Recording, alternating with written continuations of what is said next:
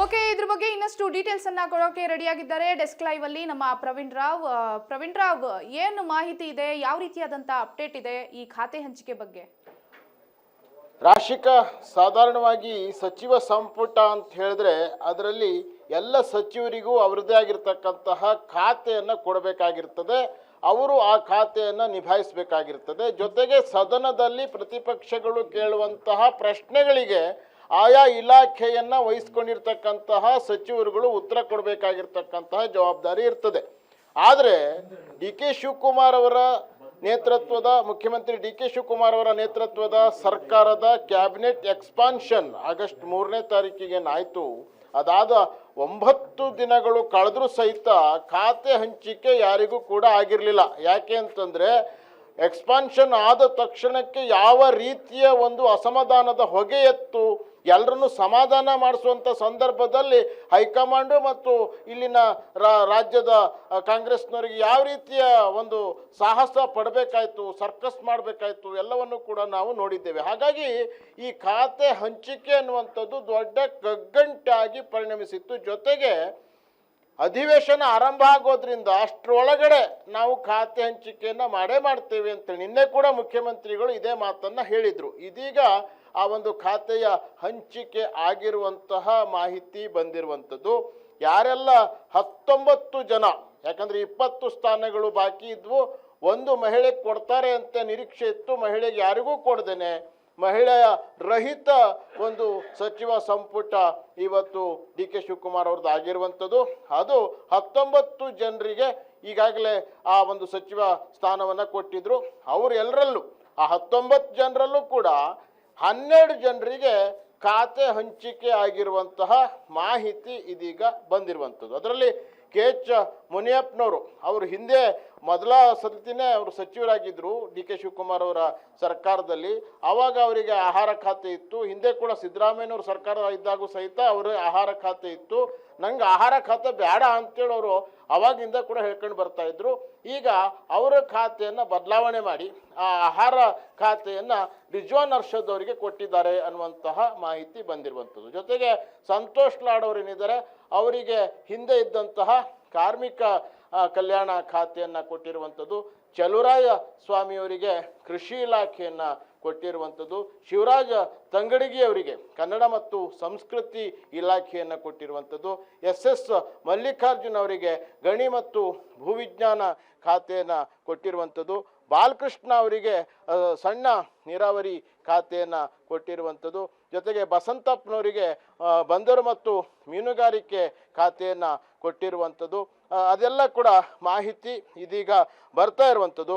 ಜೊತೆಗೆ ಜಮೀರ್ ಅಹಮದ್ ಏನಿದ್ದಾರೆ ಅವರು ವಸತಿ ಖಾತೆಗೆ ಒಂದು ಪಟ್ಟು ಹಿಡಿದಿದ್ರು, ಅವರಿಗೆ ವಸತಿ ಖಾತೆನೇ ಕೊಟ್ಟಿದ್ದಾರೆ ಅನ್ನುವಂಥ ಮಾಹಿತಿ. ಜೊತೆಗೆ ಹಿಂದೆ ಅವರ ಹತ್ರ ಈ ಒಂದು ವಕ್ಫ್ ಮತ್ತು ಅಲ್ಪಸಂಖ್ಯಾತರ ಖಾತೆ ಏನಿತ್ತು ಅದನ್ನು ಆರೋಗ್ಯ ಸಚಿವರಾಗಿರುವಂತಹ ಯು ಟಿ ಖಾದರ್ ಅವರಿಗೆ ಆ ಒಂದು ಸ್ಥಾನವನ್ನು ಇದೀಗ ಕೊಟ್ಟಿರ್ತಕ್ಕಂಥ ಮಾಹಿತಿ ಬಂದಿದೆ.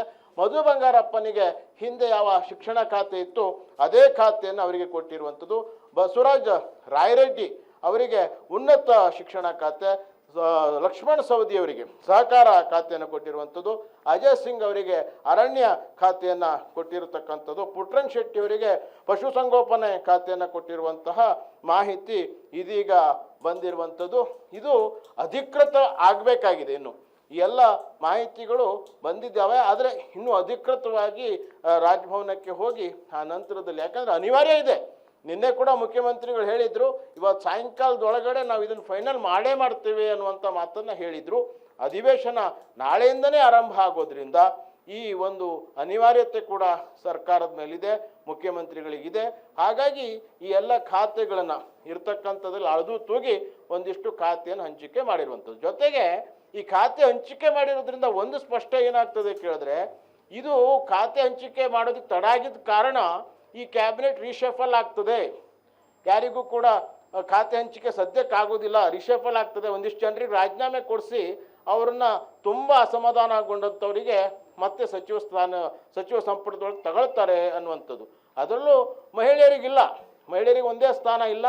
ಆ ವಿಚಾರಕ್ಕೆ ಸಂಬಂಧಪಟ್ಟ ಹಾಗೆ ನಮ್ಮ ಸಂಪೂರ್ಣ ನ್ಯೂಸ್ನಲ್ಲಿ ಆ ಒಂದು ಪ್ಯಾನಲ್ ಡಿಸ್ಕಷನ್ ಕೂಡ ನಡೆದಿರ್ತಕ್ಕಂಥದ್ದು ನಾವಿಲ್ಲಿ ಗಮನಿಸ್ಬೋದು. ಮಹಿಳೆಯರ ರಹಿತರಾಗಿರ್ತಕ್ಕಂಥ ಒಂದು ಕ್ಯಾಬಿನೆಟ್ ಈಗ ಅಸ್ತಿತ್ವಕ್ಕೆ ಬಂದಿರುವಂಥದ್ದು. ಪ್ರಶ್ನೆ ಎಲ್ಲರಲ್ಲೂ ಕೂಡ ಸಹಜವಾಗಿ ಮೂಡ್ತದೆ, ಮಹಿಳೆ ಮತ್ತು ಮಕ್ಕಳ ಕಲ್ಯಾಣ ಖಾತೆಯನ್ನು ಯಾರಿಗೆ ಕೊಡ್ತಾರೆ, ಗಂಡಸರಿಗೆ ಕೊಡ್ತಾರಾ ಅನ್ನುವಂಥ ಪ್ರಶ್ನೆ ಕೂಡ ಇದೆ. ಅದೆಲ್ಲ ಕೂಡ ನಾಳೆ ಸದನ ಆರಂಭ ಆಗ್ತದಲ್ಲ, ಅಲ್ಲಿರೋಂಥದ್ದು ಮಜಾ. ಏನೇನು ಇವ್ರು ಮಾಡಿರ್ತಕ್ಕಂಥ ಎಲ್ಲ ವಿಚಾರಗಳು ಸದನದಲ್ಲಿ ಭಾಳ ದೊಡ್ಡ ಕಾವೇರಿದ ಚರ್ಚೆಗೆ, ಹೋರಾಟಕ್ಕೆ ಎಲ್ಲ ಕೂಡ ಕಾರಣ ಆಗ್ತದೆ. ಹಾಗಾಗಿ ಇರೋದ್ರಲ್ಲಿ ಏನಾದರೂ ಮಾಡಿ ಸರಿದೂಗ್ಸೋಣ ಅಂಥೇಳಿ ಈಗ ಒಂದಿಷ್ಟು ಜನರಿಗೆ ಖಾತೆಯನ್ನು ಹಂಚಿಕೆ ಮಾಡಿದ್ದಾರೆ. ಅದರಲ್ಲೂ 7 ಜನರಿಗೆ ಯಾವುದೇ ಖಾತೆ ಇನ್ನೂ ಕೊಟ್ಟಿಲ್ಲ. ಅದು ಕೂಡ ದೊಡ್ಡ ಒಂದು ಇದಕ್ಕೆ ಕಾರಣ ಆಗುವಂಥ ಸಾಧ್ಯತೆಗಳಿದ್ದಾವೆ. ನೋಡೋಣ ಯಾವ್ಯಾವ ರೀತಿಯ ಬೆಳವಣಿಗೆಗಳಾಗ್ತವೆ. ರಾಜಕಾರಣದಲ್ಲಿ ಕ್ಷಣ ಕ್ಷಣಕ್ಕೂ ಬೇರೆ ಬೇರೆ ಬೆಳವಣಿಗೆಗಳು ಆಗ್ತಾ ಇರ್ತವೆ.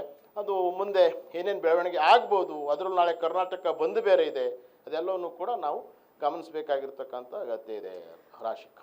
ಓಕೆ ಪ್ರವೀಣ್ ರಾವ್, ಈಗ ಕೆಲವರಿಗೆ ಸಚಿವ ಸ್ಥಾನ ಸಿಕ್ಕಿಲ್ಲ ಅನ್ನುವಂಥ ಕಾರಣಕ್ಕೆ ಅಸಮಾಧಾನ ಇತ್ತು, ಸುಮಾರು ಶಾಸಕರಿಗೆ ಅಸಮಾಧಾನ ಇತ್ತು. ಆದರೆ ಅದು ಒಂದು ಕಡೆ ಆದರೆ ಮಹಿಳಾ ಮತ್ತು ಮಕ್ಕಳ ಕಲ್ಯಾಣ ಇಲಾಖೆ ಯಾರಿಗೆ ಸಿಗಬಹುದು? ಯಾಕೆಂದ್ರೆ ಯಾರು ಮಹಿಳೆಯರೇ ಇಲ್ಲ ಸಚಿವ ಸ್ಥಾನದಲ್ಲಿ.